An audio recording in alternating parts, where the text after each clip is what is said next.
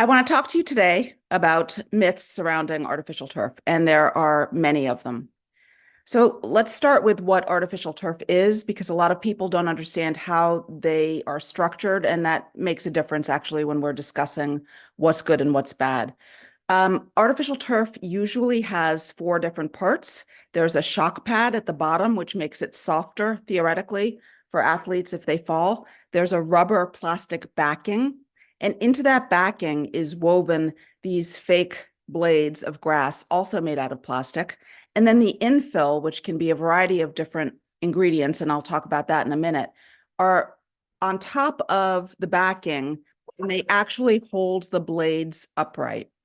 And so they're actually loose on top of the field. So for decades, we have been focused on the crumb rubber infill. And I understand from talking to Janet and others before the meeting started that you do have some crumb rubber in Concord there in bags. And what's going on here with this crumb rubber is it's just shredded tires. And it's what EPA calls a beneficial reuse program, where they try to take a toxic industrial waste product and find a reason for using it. In this case, they just use all these. Think about how many tires we have, hundreds of millions of them every year abandoned. And they just shred them up and they use them for playground mulch and they use them for infill in artificial turf. And the jury is out now. Crumb rubber is dangerous. They're filled with PAHs, a lot of metals like lead and cadmium, and they're heterogeneous. So if you just test one piece, you may get 0 parts per million of lead. If you test the next piece over, it could have 5,000 parts per million. So a very heterogeneous mixture. A lot of VOCs, plasticizers, carbon black, which is very dangerous to breathe, styrene, flame retardants, all sorts of things. So crumb rubber is just plain bad, and it is stunning that anybody is still using this stuff. Because there's been such an outcry about how awful crumb rubber is, the federal government did a study, and I think they found 95 carcinogens in crumb rubber. So why would you want your children playing on this? So because of this, industry started moving away from crumb rubber, and they are now pushing things what they call organic infills. Now, this isn't organic like you go to the grocery store and buy an organic vegetable. This is organic means it was once from a living thing. So they're using like walnut shells, coconut husks, engineered wood called Brock fill. They're also using other things like ground up sneakers, silica sand. But none of this solves the problem. And I always like to say you could use infill of organic tapioca and it would still be bad because the turf itself contains very dangerous chemicals. So in 2019, as Janet said, I was one of the ones who discovered that artificial turf contains per and polyfluoroalkyl substances, or PFAS. I made that discovery with Jeff Gearhart from the Ecology Center out in Ann Arbor, Michigan. PFAS are a huge class of chemicals. There are about 14,000 chemicals in this class. They're nicknamed forever chemicals because they just simply do not break down. And the reason they're so difficult to break down and they're so persistent in the environment is because of this carbon-fluorine bond. Every single PFAS, every one of the 14,000 has these carbon and fluorine molecules bonded together. And that bond is one of the strongest bonds known to organic chemistry, and it simply just does not break. Many PFAS bioaccumulate, and every single one that we have studied is toxic. So this is the Boston Globe story that broke the story. Those were fields in Franklin, Massachusetts, and also in Easton, Massachusetts. We found PFAS in both of them. We also found PFAS that had leached into the wetland adjacent to where these turf fields were stored. So PFAS were discovered accidentally in 1938 by Chemours scientists. They were in the lab. They spilled something on their shoe and then spilled coffee on top of that, and the coffee just kind of beat it up and didn't soak into the shoe. And they realized they found something very, very useful. It's a chemical that will prevent water from getting through, prevents staining, and it also prevents heat from getting through.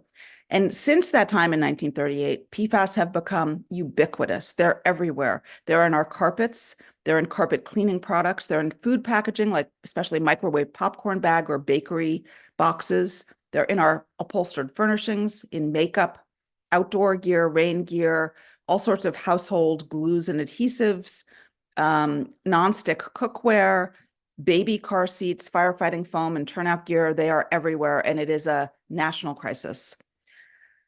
Recently, EPA has finally admitted that PFAS are very, very bad, very dangerous. They give you an increased risk of diabetes. They are endocrine disruptors. They can prevent women and others from getting pregnant. They can reduce fetal growth, increase chances of preeclampsia. They increase your cholesterol. They do cause cancer, some of them. Not all of them that we know right now, but some of them, especially the two legacy PFAS, PFOA and PFOS, cause kidney, testicular, and liver cancer. They alter your metabolism and make you fat.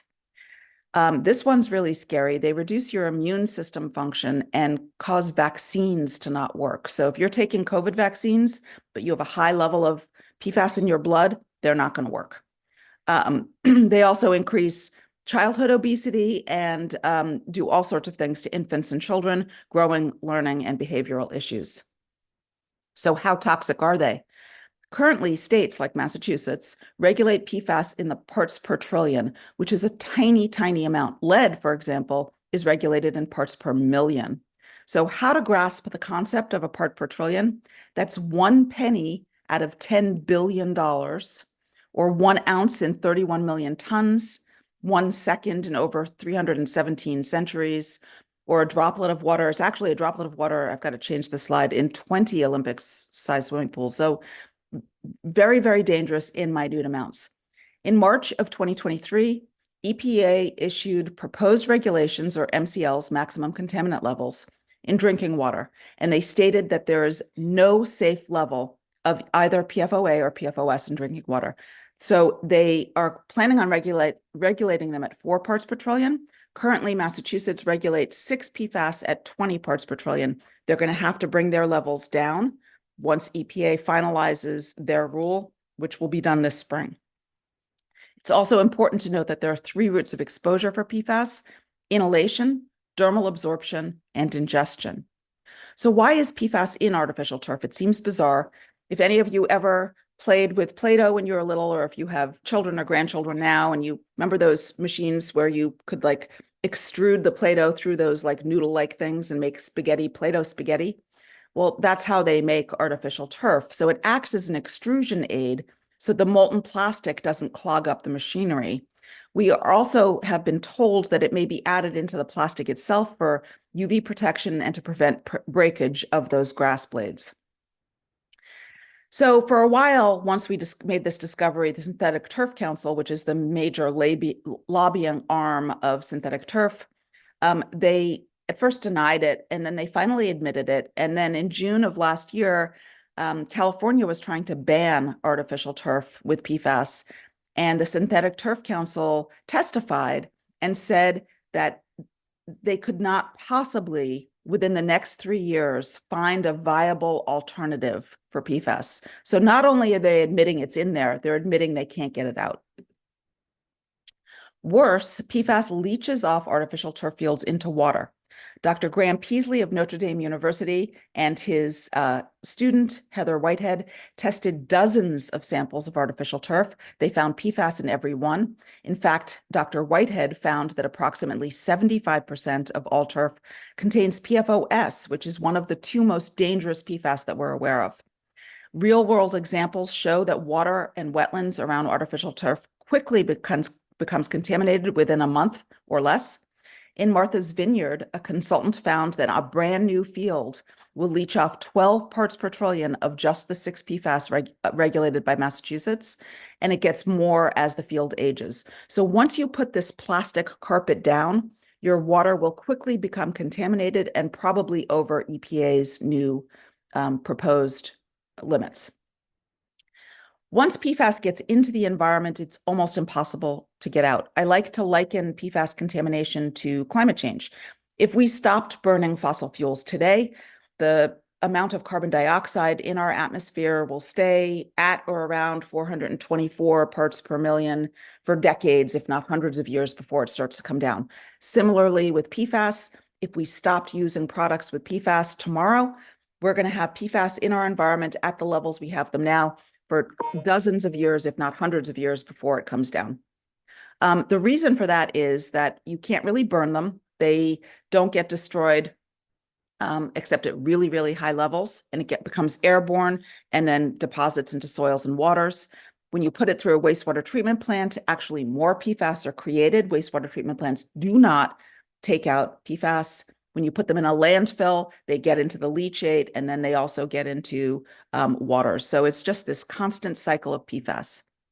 The other problem with artificial turf, and again, this is a fossil fuel product. Keep in mind, this is plastic. Plastic is made out of fossil fuel. So artificial turf fields shed microplastics up to about 480 pounds per year. And I'm not talking about the infill. I'm talking about these grass blades that break off. In Sweden, it was found that microplastics from turf consist of 15% of all the microplastics found in their water is from artificial turf fields. So this is a huge problem. Microplastics, as you probably are reading, are getting into our organs, into our blood. They're killing wildlife, just awful stuff. And these artificial turf fields are contributing to them greatly. Artificial turf also contributes to climate change and creates heat islands. If you can think about it, natural grass will absorb carbon dioxide and release oxygen. And artificial turf, because it's plastic, does the opposite. It releases carbon dioxide and methane and other chemicals. Artificial turf can be about 80 degrees Fahrenheit hotter than grass. It's hotter than asphalt. So in Burlington, Massachusetts, for example, they won't let the kids play on artificial turf if it's over 87 degrees outside because it's just too hot and the risk of burns and heat stroke is too much. So the manufacturing, installation, service, and disposal of one artificial turf field is responsible for the generation of a total of 55.6 metric tons of carbon dioxide. Contrary to that, natural grass gives you a net reduction of carbon dioxide. Artificial turf leads to more injuries. There are higher foot and ankle injury rates on artificial turf compared to natural grass. That was from a 2023 study. Natural grass fields are softer playing surface compared to synthetic turf fields. That's from 2024. Artificial turf increases the risk of concussion by 6 to 7 percentage points in high school players. And even NFL players hate it and are trying to get rid of it. In fact, Gillette Stadium is ripping up their artificial turf very shortly for the World Cup because the World Cup players refuse to play on artificial turf. Pardon for my dog. He likes Zoom meetings. Artificial turf cannot be recycled. The industry lies about this all the time. There was just a big expose in the Philadelphia Inquirer where came out a couple weeks ago. And they said Pennsylvania became a dumping ground for discarded artificial turf. There is no recycling in the United States of America for artificial turf. However, this is a brand new article. Tenkate, one of the big manufacturers, just launched a synthetic turf recycling program. If you look at that subheading, though, it says it's a joint program with ExxonMobil. Well, ExxonMobil has what they call an advanced recycling facility in Baytown, Texas. You know what they do with it? They burn it. I don't know what universe these people are living in, but where I come from, incineration is not recycling. So what does industry say? Industry constantly says that real grass requires pesticides. It doesn't. Sharon, Massachusetts turned down artificial turf and they put in an organic grass field and it's working just fine. They say real grass requires too much water. Again, not true. Study done in New Mexico shows that artificial turf actually requires more water than natural grass just to try to cool it down. They say real grass doesn't give you enough playtime. Actually, with the heat that we're getting now with climate change and these big rain bombs, that's also not true. And they're about equivalent on playtime. They say real grass is too expensive. Again, not true. TURI, the Toxics Use Reduction Institute, has a nice spreadsheet on their website that shows that over the life of an artificial turf field, real grass is actually cheaper. They also say that it's green because it can be recycled. It cannot. Remember, it's a fossil fuel product. There's no way this stuff can be green. And some still say that there is no PFAS of concern in turf. Again, none of this is true.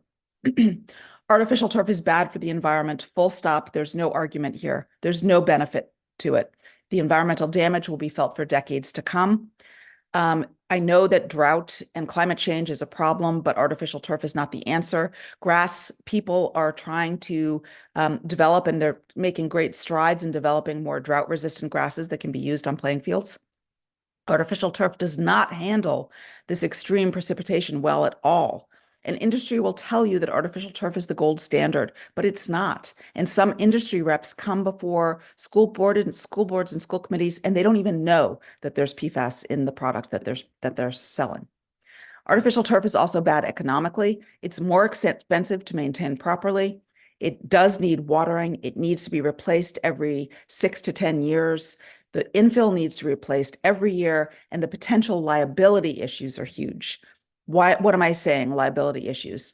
Because EPA is finalizing these regulatory limits, and because the state of Massachusetts regulates not only PFAS in drinking water, but also in groundwater and in soil, any place you put down one of these carpets, you're going to have a little 21E site soon when these levels start coming down, and you're going to have a hazardous waste site wherever you put these fields. I don't understand why people are not thinking forward about this. There are class action suits for contaminated water all across the country. My town in Easton, we're part of that, one of those lawsuits. So if you're going to go forward, and it's going to be hard for a town to argue against this, you must require all PFAS-free materials. And if it's done right, they won't be able to provide PFAS-free materials. It's impossible because every single brand of artificial turf has PFAS. But they still falsely claim that they have PFAS-free turf. I just pulled this off the internet last week. PFAS-free, see that red arrow? It's just not true. And in fact, when I finally got the lab report from them, and this is what they do, they tested for fluorine, which is a good way to test for PFAS, a cheaper way to do it. But you can see that they tested their detection limit was 1 part per million. Remember, we're regulating this stuff in the parts per trillion. So that they're saying this is PFAS free because it has less than 1 million parts per trillion of PFAS. Not good enough. That is not PFAS free. So you always have to look at the test reports. And the one thing they do is they mess around with those detection limits. So in conclusion, artificial turf is dangerous. It's a bad idea for your town. It's a bad idea for you as a residential owner to put this stuff in. It's bad for the environment. It's bad for whatever environmental justice community this stuff is going to end up being dumped in or burned in. There's nothing good about artificial turf.